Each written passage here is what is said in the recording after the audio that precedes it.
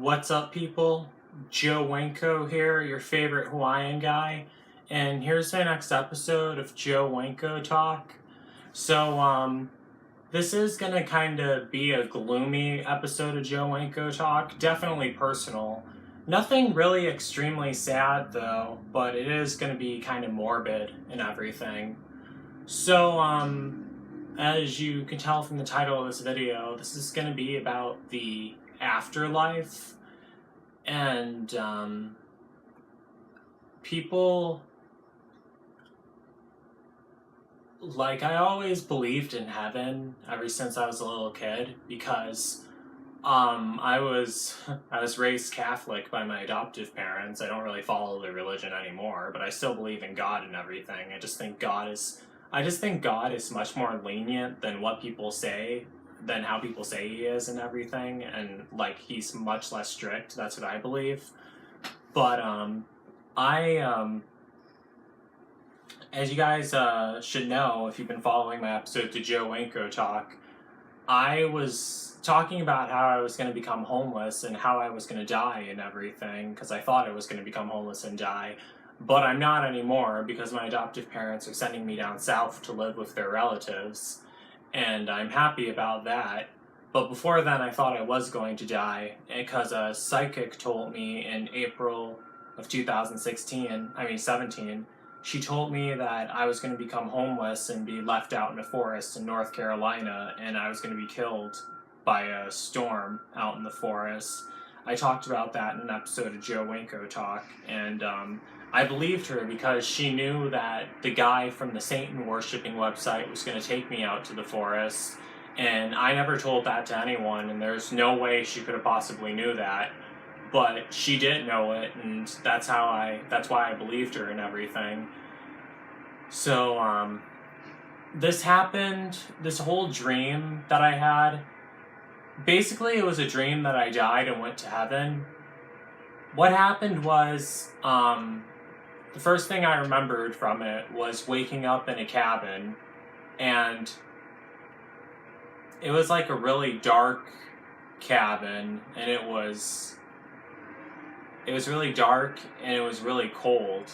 That's what I remember mostly. And I didn't know where I was, and I was kind of freaked out because it was really dim lit and I couldn't see much. But I did have my computer with me, and I had my cell phone with me too. And I opened up my computer and I was looking on Facebook and everything, and people were typing on my page, rest in peace Joe Winko, and memory of Joe Winko, rest in peace Joe Winko. And I was like, why is everyone typing this? So then I pulled out my cell phone and I dialed my home phone number, well, my adoptive parents' home phone number, and I called them because I was kind of confused and I didn't know where I was at all.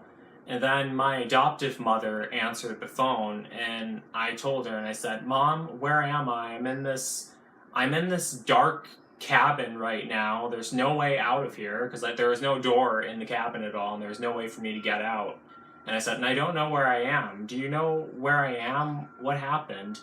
And then she told me on the phone, and she told me that I was dead and that I was killed by a tornado 25 years ago, and that they just identified my body, and that they already exhumed the remains and scattered the ashes over the Ohio River, because that's where I wanted to be scattered after I died, and my adoptive parents know about that too. And I was like, oh, really? And she said, yeah, and then she just hung up on me, and then I was like, oh God. And I actually thought this was real, because, when you're dreaming, you don't really have, you're not really aware that you're in a dream. It's very rare that I'm aware that I'm in a dream or something. And I was like, oh gosh, it actually happened.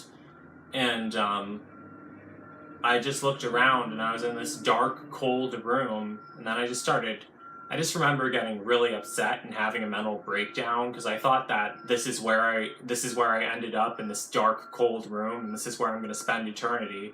And I was just freaking out, and I remember praying to God, and I said, God, please get me out of here. And I was like, why am I here? Why am I trapped here? Am I going to be trapped here forever?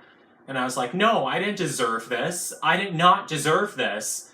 And I was just, remember, screaming and praying and crying to God because I was so freaked out. But then, right then, like this screen door just appeared out of nowhere. Like that scene in Nightmare on Elm Street Dream Warriors. Like this screen door appeared out of nowhere, and I heard waves crashing, and I opened the screen door, and I walked out onto this beach, and I can assure you that I have never in my life seen a beach like this before. This beach was gigantic. You know how when you're, you know how beaches, like the beach is just this small stretch of land and then everything behind it is houses and buildings and everything? It was not like that at all. This beach was massive and it just went on for eternity.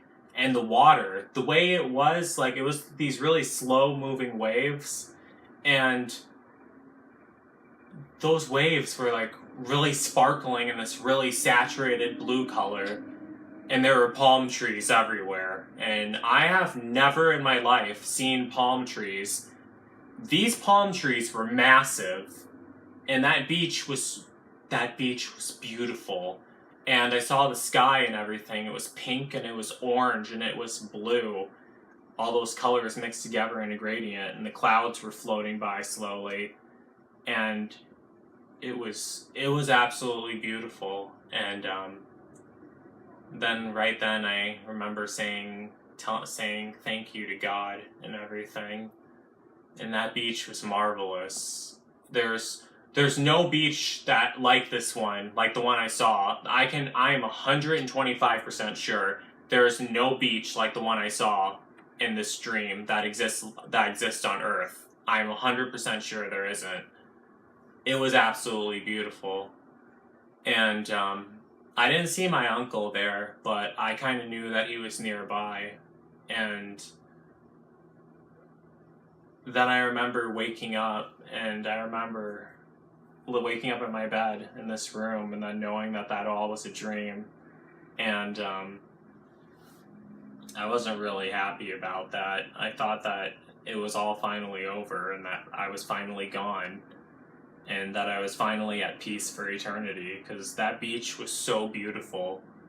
I could have stayed there forever, really. And it turns out that same day I was invited to some birthday party by this guy I met on Grindr, and it was at some gay bar downtown. He invited me to his birthday party. I went to it, but I was only there for 5 minutes, and I got bored and left because the music was too loud and it wasn't really fun at all. And also, another thing was, the whole entire time I was there, I just kept thinking of that beach, and I just kept thinking, I would so much rather be there than here right now, seriously. And yeah, so literally after 5 minutes I left. And people always say that that the afterlife doesn't exist, and that when you die, that's the end and there's nothing after that. But I don't believe that at all. I definitely think there is an afterlife, and I definitely think our spirits do continue to exist. And I definitely think that what I saw, that beach, I definitely think that's where I'm going to be. Far away from everything and far, far away from everyone. And I could have stayed there forever, and I would have been... That beach was so beautiful. Because I never saw a beach like that in my life. There's no beach that large that has sand going that far, really. And that's where I thought I was going to be after I got killed by the tornado. And I remember the guy who I met on Grindr, the one who took me to see the psychic, I told him about that dream. And he started laughing at me, and he thought it was funny. He thought everything was funny, me getting killed by the tornado. What is so funny about a guy becoming homeless and getting killed by a tornado? Can someone please tell me what's so funny about that. But I remember talking to him about it on the phone, and when I told him about it, he started cracking up laughing. He reminded me of these two straight guys who used to watch my YouTube videos and make fun of them a while ago.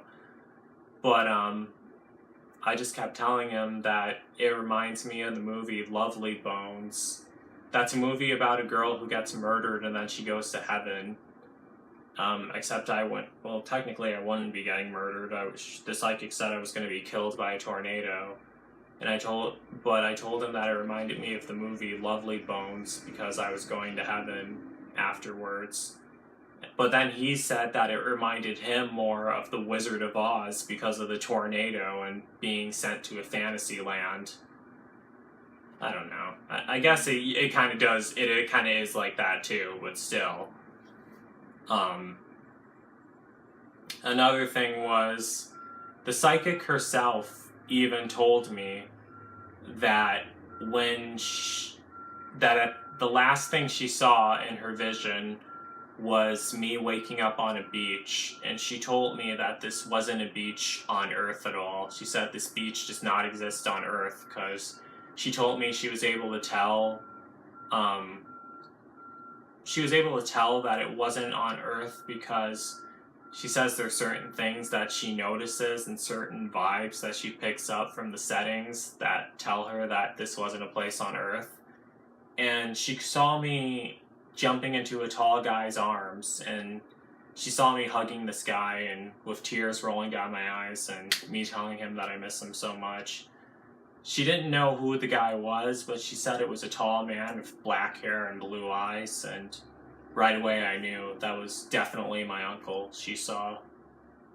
I didn't see him in the dream though, but I knew that he was there. And yeah, that's what I think the afterlife will be. Just a huge beach and seeing the waves, the really slow moving waves. It was absolutely beautiful there. Well, yeah, that's basically all I wanted to talk about for this episode of Winko Talk. It is kind of gloomy, but yeah, that's what I saw. What do you guys think of all this? Just let me know in the comments section. But I just want everyone to know that if I ever pass away or if I ever die, don't feel bad for me at all, because you really shouldn't, because death is natural and it happens to all of us. Even in Whitney Houston's song, Your Love Is My Love, there's one part of that song that when she sings, if I should die this very day, don't cry because on Earth we weren't meant to stay. And that's absolutely true. Well, I don't have to die right now because my adoptive parents are sending me down south to live with relatives, and I'm not going to end up homeless, and I don't have to be taken to a forest in North Carolina where I get killed by a tornado. But,